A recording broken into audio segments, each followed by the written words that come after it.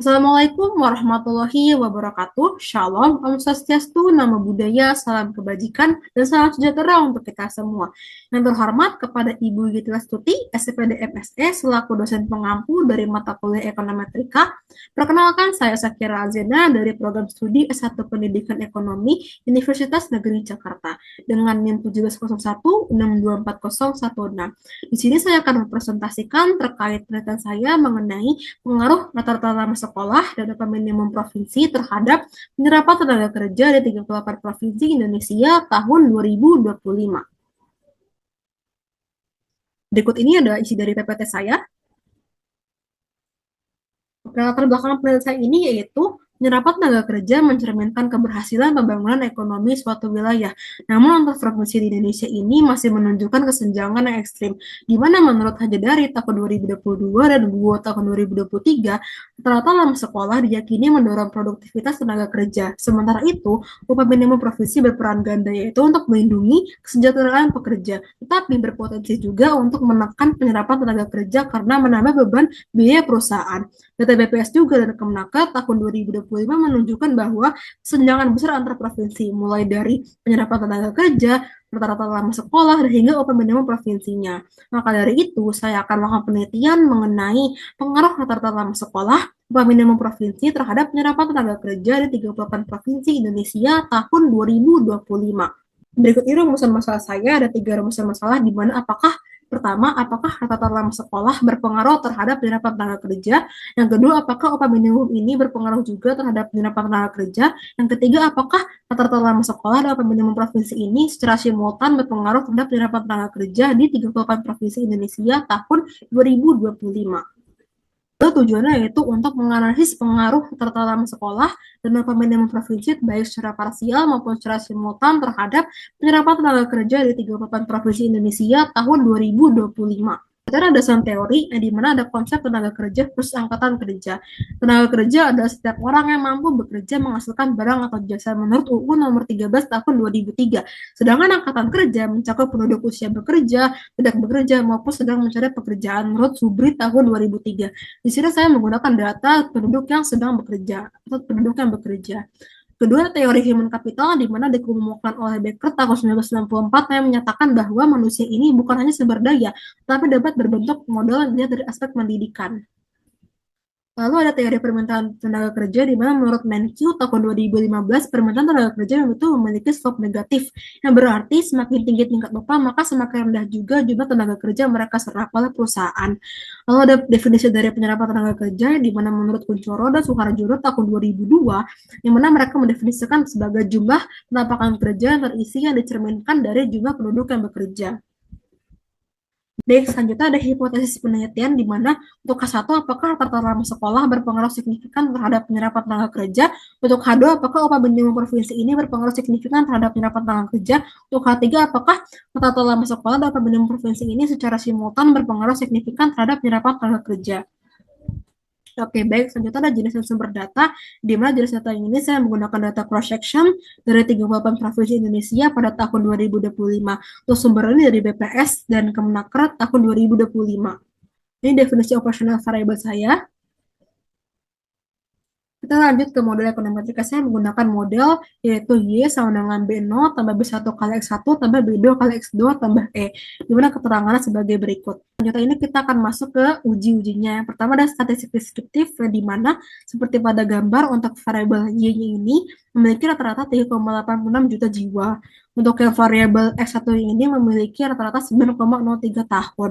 Untuk variabel X2 ini memiliki rata-rata 3,3 juta.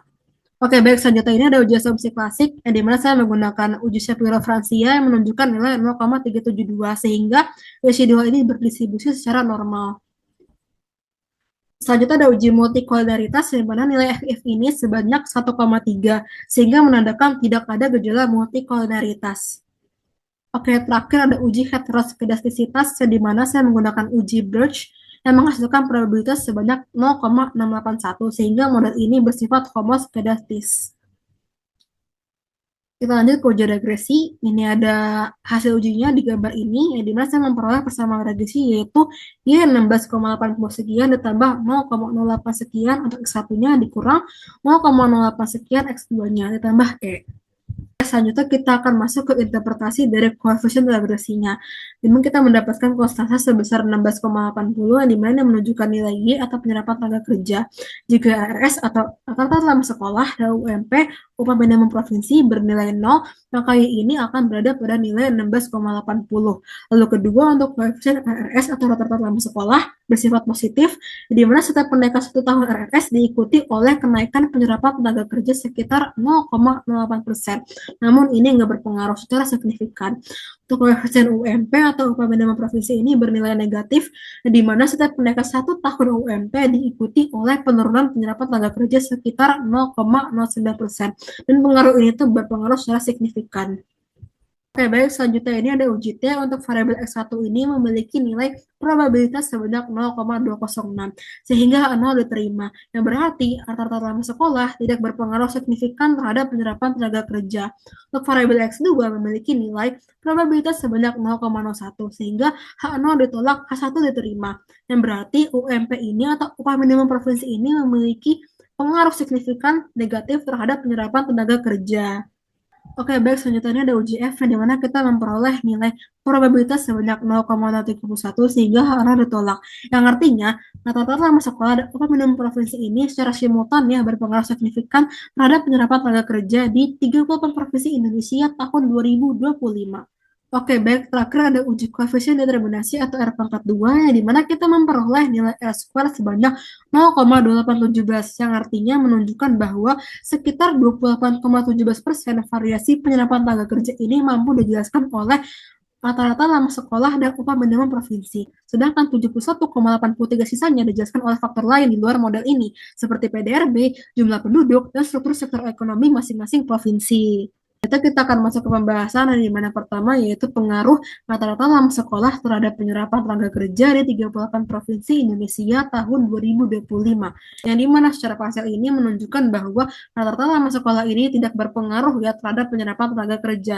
Yang dimana hasil ini juga selaras oleh penelitian yang dilakukan oleh Budi Asri dan Asmara, yang dimana mereka juga mengungkapkan ya bahwa rata-rata lama sekolah ini tuh tidak berpengaruh terhadap penyerapan tenaga kerja, di mana diakibatkan oleh dominasi sektor kerja informal di Indonesia. Nah, di mana ketidaksesuaian ini juga diperkuat oleh data BPS tahun 2025 yang dimana mencatat bahwa sekitar 57,80% pekerja Indonesia ini masih didominasi oleh sektor informal, yang dimana jauh lebih besar dari sektor formal sekitar hanya 42,20% saja. Dominasi sektor informal ini juga mengindikasikan fenomena mismatch, di mana para kuota tenaga kerja ini lebih mengutamakan keterampilan praktis dan pengalaman dibandingkan jenjang pendidikan mereka, sehingga peningkatan rata-rata lama sekolah ini tidak serta menyerta diikuti oleh peningkatan penyerapan tenaga kerja.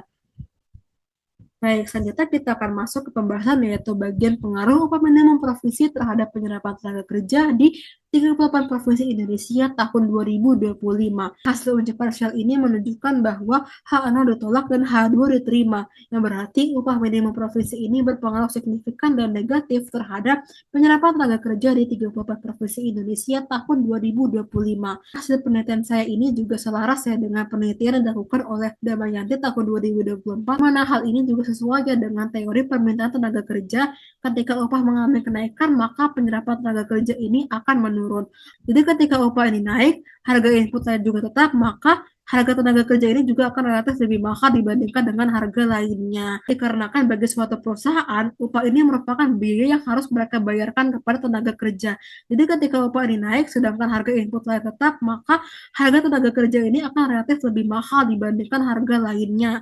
Lalu bagi perusahaan yang nggak mampu membayar upah sesuai dengan ketentuan upah minimum provinsi, akan lebih memilih untuk mengurangi jumlah tenaga kerjanya sebagai solusi mereka. Baik, kesimpulan dari penelitian saya yaitu rata-rata lama sekolah ini tidak berpengaruh signifikan terhadap penyerapan tenaga kerja, sedangkan UMP ini berpengaruh negatif dan signifikan. Secara simultan, kedua variabel ini berpengaruh signifikan dengan R 0,2817, yang artinya sekitar 28,17% variasi penyerapan tenaga kerja ini dijelaskan oleh model ini. Sisanya dijelaskan oleh faktor lain nih, seperti PDRB dan struktur sektor ekonomi lainnya. Oke, baik, selanjutnya ada saran di mana untuk pertama, pemerintah ini perlu menetapkan UMP secara terukur agar tidak menekankan penyerapan tenaga kerja. Sementara itu, kedua, Dinas Pendidikan dan Ketenaga Kerjaan ini perlu menyelaraskan pendidikan dengan kebutuhan pasar kerja melalui pendidikan vokasi. Dan yang ketiga, untuk peneliti selanjutnya disarankan untuk menambahkan variabel lain seperti PDRB dan struktur sektor formal informal untuk memperbesar daya jelas model. Demikian presentasi dari saya, kurang lebihnya mohon maaf. Terima kasih atas perhatiannya. Wassalamualaikum warahmatullahi wabarakatuh.